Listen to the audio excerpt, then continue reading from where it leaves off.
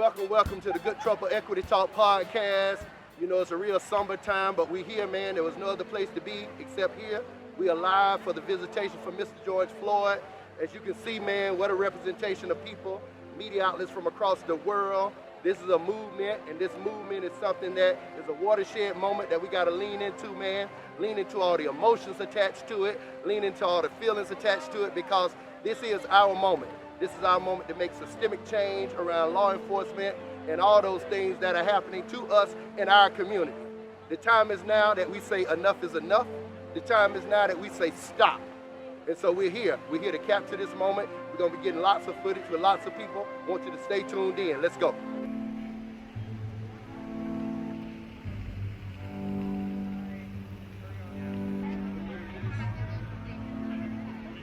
We have to face the reality of the situation, and it goes beyond just reform and kind of like take funding from the police and elsewhere. No, we need to create a new system where we don't even have to worry about stuff like this happening, because it is absolutely unacceptable, and we will continue to fight for change until we get it.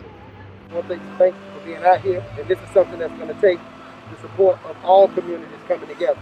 And we're so proud to see members of the Latinx community here sharing in this moment, but we really need to go beyond moment and move into a movement. So after coming out and viewing this body, how are you feeling? You know, it's messed up that I had to take George Floyd and the cops being recorded for everybody to come together and for everybody to finally realize what's really going on out here, you know what I mean? It's not only black people, the same stuff happens to us Hispanics also, you know what I'm saying? And like I said before, it's just messed up that I have to take one man getting caught on camera, you know what I mean, to bring us all together, and you know what I mean? And to start taking charge, you know what I mean? We can breathe, man. No justice, no peace. Until we can breathe. Unless you're in a fight for your life, you should just stay off with common sense. Come together and just help each other.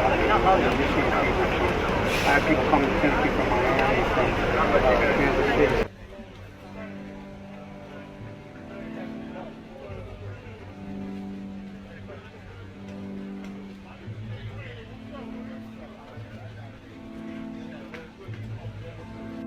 So, you're just coming out of visitation.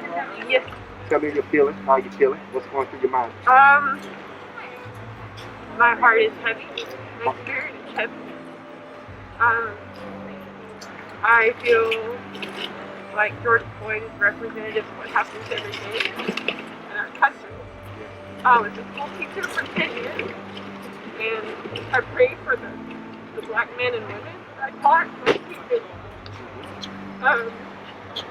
What happens to the least of these in our society can happen to anyone. We're unsafe, anybody's unsafe. I feel like change needs to happen, and I'm glad that we were able to come together and unite and stand around George Floyd and be with his family. And nice to see that black people can come together and unite and be together at one time. Fight for what's right and do everything we can to make a difference and make a better world for ourselves, our children, our grandchildren, our great-grandchildren, and keep moving forward as a people, because that's what it takes. You gonna cut things up, Father, and right now you gotta see a people marching, Father. We're going to be talking to people about this important concept of police brutality here in the U.S., but most importantly, the sacrifice that George has made to become a made man so that we all might have better opportunities, more peace, more justice as we think about our children and everybody that comes after us. I would like to just get a view of the people. We're in the line. We're trying to get through to the visitation. We are in the line.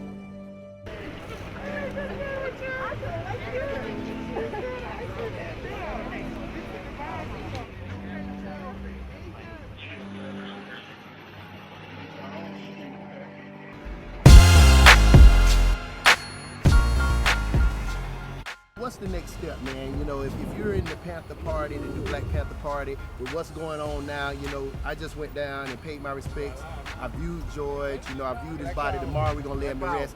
where do we go from tomorrow, man, from your perspective? Well, tomorrow, today, and yesterday is all the same. Speak on it. Time is but one thing under the Creator. So what we're looking for, we're not looking for people that was upset yesterday, upset today. We're looking for people who have an overstanding of the situation we're dealing with. So how do we keep the pressure on after today, after tomorrow, when George is lowered into the ground? What are you going to do personally to keep the pressure on? We start voting for once. Okay. You know what I mean? And then, you know, anything I can. You know what I'm saying? Use your voice. Yeah, do anything I can. What about you? What do you see yourself being able to do? Just in that space, maybe it's your family, maybe it's friends, the area you're around, your community. What do you see yourself doing to keep this movement alive? Speak up. Speak up. Don't stay quiet. Say something. That's what we need. Absolutely. Absolutely. Thank you all, man. What do you say to your friends who say these are isolated incidents? You know, George Floyd and Trayvon Martin and Ahmaud Arbery. What do you say to those I friends? don't. I say that white supremacy never went away. I think it was Nina Simone, remember, in the 80s when Yes. she was asked, you know, about the civil rights movement. She's like, they killed everybody. What movement? Right. Just, you know, coming all the way from Kansas City, Missouri, to try to do the right thing and do some of the right work that's so desperately needed in our country. You were inside. What did you see? What did I see? I saw a man that should be walking around here with us, laying in a casket. How did you feel? Good. It's a visceral experience.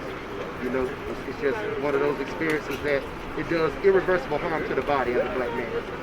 To continually have to go through these episodes after episode after episode, it does irreversible harm to the black body. So I feel harmed. I feel hurt. Do you want? You are angry, but do you want to hit something? Do you want to hit a car? No, I want policy changes. That's a temporary feeling of improvement, right? If I hit something, if I smash something, I want policy changes.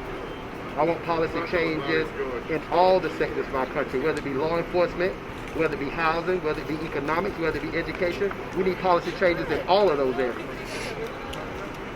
Policies that are more inclusive and more equitable, and very intentional about assisting black folks who so long started from so far behind. Do you think this all the people that came here are like it's also a gathering anti-Trump or I don't think it's anti-Trump. I think it's anti-killing black bodies for no reason. And of course, we know that Trump in and of himself is problematic. In the same way we stood in this line today, we have to stand in that same line in November. And we need to be ready. Be ready. For anything. So the same thing we did in the day, we need to do in November. Yes. And what about the local elections? Local elections, you got to put who's in office that you put to do the right thing for us. Yes. I feel like this is a time, black, white, Hispanic, everybody needs to come together and see that this is not okay. Not okay. Have you ever had any experience with police brutality? Not brutality on myself, but I see it all across the media as we do. I just feel like we just need to come together and put a stop to it. It doesn't need to happen. Yeah, and we need to be in concert with you all, man, because you all as young people are leading this movement, and it's time for people my age and older to get behind you all, man. So I stand with you too, brother. Thank you, man. Thank you. Right here at the fountain of praise in Houston, Texas. Floyd is finally laid to rest. Let me ask you another question. So we're hearing a lot right now, Chief of Staff, about defunding police departments and more of a community-based approach. Where can the new Black Panther Party fit into this policy demand? Because it's getting some synergy. We saw some funding cut in some major police departments in the country just this weekend. Where can the new Black Party fit in this policy agenda? It's one thing to say defund the police, but it's another thing to deal with them. You can take all their money, it doesn't matter, they have unions. That is a distractionary tactic. It's not getting to the issue, it's only trimming the bush, it's not dealing with the root. Thank you. Thank you, Lord.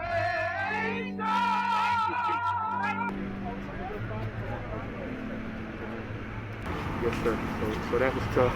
We just finished viewing the body of George Floyd, and as I just told a reporter from Swedish NPR radio, that it was a visceral experience. You know, I couldn't help but think about Ta-Nehisi Coates when he talked about racism, snatching teeth from bone, snatching skin from flesh, and flesh from bone, and teeth from gum. I mean, it sounds pretty horrific, but it's true. And it squeezes life out of bodies like it just did. And so, man, we're tired. Enough is enough. Police reform, whatever that needs to look like, it's got to happen. But at the end of the day, we're not stopping. Today is not the end. I am more convinced than ever after this viewing that I will not stop. This is the real work, and it has to keep going on. Whew. It's tough right now, man.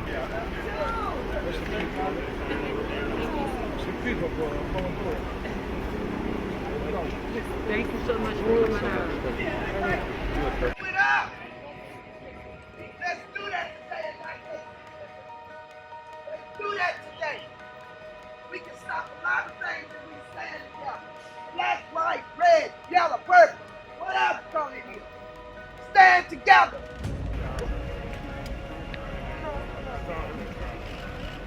George Floyd is making us strong. Shouldn't take all this for us to get justice, man. Should not take all of this for us to get justice.